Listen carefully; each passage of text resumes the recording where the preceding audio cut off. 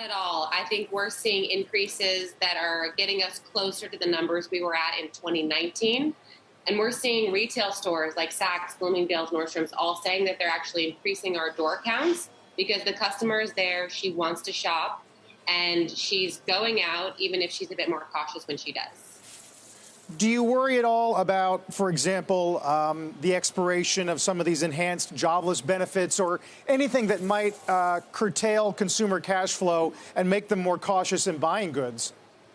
I think that the consumer today actually cares more about brands that stand for something and are not something that's going to, wear out in a couple of months. And so I think while they are maybe more cautious about what could happen, they know that if they're supporting independent young designers or people that stand for something, that they're willing to spend a little bit more, know that they're going to have it longer. I have customers that have had my bags for 5-10 years. So she knows when she's buying something of mine that it's going to last. And that, I think, today is more important than something that falls apart very shortly.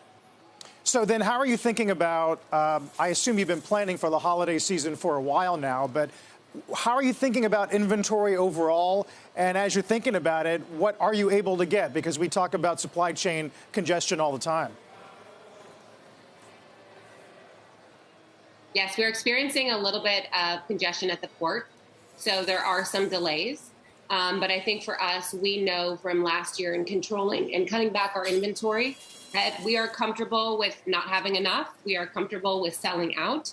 As uncomfortable as that could be, we think that's a better position than to be risky and have an extra over inventory. And so we've seen that last year, again, by controlling that, by cutting back, you actually whet the customer's appetite, and she's excited when you then fill up and sell out, and that's a better position for us to be as a company today.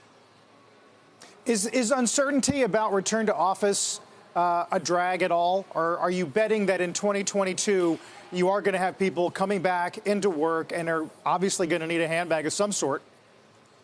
For sure. I mean, I think that with our brand in particular, you need a handbag whether you're going to the office, whether you're going out with your friends, whether you're going to a wedding. We are all occasions. And so I think the more that brands can make sure that they have enough of an offering, that it's not just about go to work, because that is so uncertain. But we saw even last year, our handbag sales were 10% up over the year prior from our e-com site. So where was she going? Nowhere. But it was the promise and the hope that she'd be going somewhere soon. And I think our customers still feel that way. Rebecca, the customer profile that you described, somebody that's interested in, the sustainability or the kind of background story of how a product is made, maybe also would be attracted to the sort of secondary market that's become so popular in terms of pre-owned accessories, clothes, things like that. How does that play in at all to your business?